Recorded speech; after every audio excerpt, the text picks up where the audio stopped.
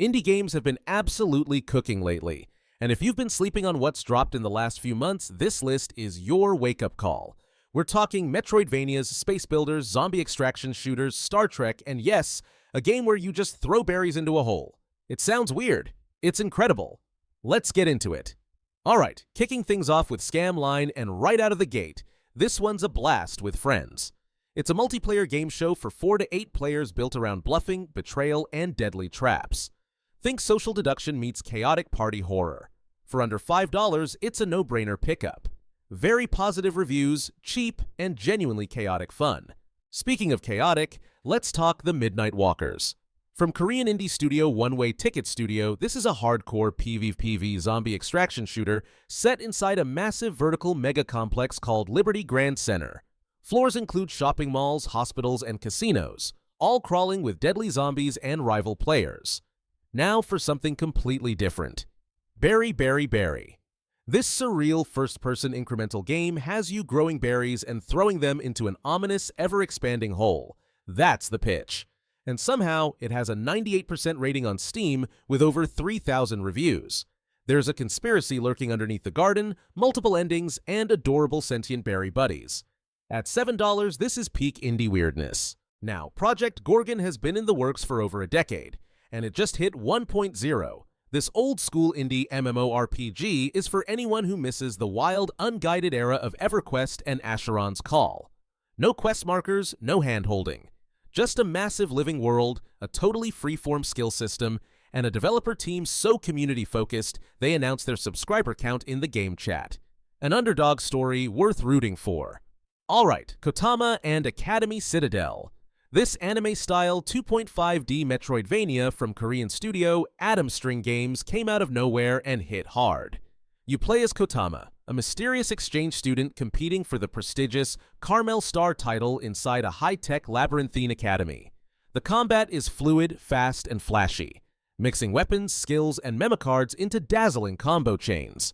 Mayo, Memories in Orbit is the kind of Metroidvania that reminds you why the genre exists. You're a nimble robot awakening on a massive abandoned Ark ship overgrown with vegetation and rogue machines. The world is hauntingly beautiful, the atmosphere is immersive, and Destructoid called it an absolute marvel. Polygon says it nails the art of the Metroidvania. From the creators of Prison Architect comes The Last Starship, a 2D space construction sandbox where you design, build, and fly your own starship. Pirate Hunter, Asteroid Miner, Space Bus Driver, it's all on the table. After 3 years in early access and 21 content updates, it officially launched 1.0 in early February. And is already being updated with new missions. Okay, High on Life 2. The long-awaited sequel from Squanch Games is finally here. Set 5 years after the original, you're back as the galaxy's most famous bounty hunter, but now there's a price on your sister's head. You've got your squad of wisecracking alien guns back, including Knifey, Sweezy, and Gus, plus a wild new addition, a skateboard for both combat and traversal. It's irreverent, hilarious, and available on Game Pass Day 1. The sequel delivers. Cairn from the Game Bakers, the studio behind Fury and Haven, is genuinely one of the most impressive indie games in years.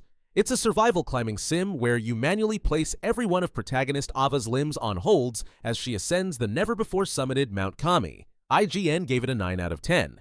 PC Gamer called it among the best games I've played in years. It sold over 200,000 copies its first weekend. This is the real deal. And our number one pick, Star Trek Voyager Across the Unknown. This story-driven survival strategy game drops you into the captain's chair of the USS Voyager, stuck in the Delta Quadrant. Think roguelike meets choose-your-own-adventure, with ship management, away missions, and full voice performances by original cast members. Tim Russ and Robert Duncan McNeil. One reviewer called it the Star Trek game most faithful to its source material. If you're a Trekkie, or even if you're not, this one's a must-play. And that's our list. 10 indie games you can play right now that prove 2026 is already a monster year for the scene. Drop a comment with whichever one you're jumping into first. Like the video if it helped you find your next obsession, and subscribe so you never miss a roundup like this. See you in the next one.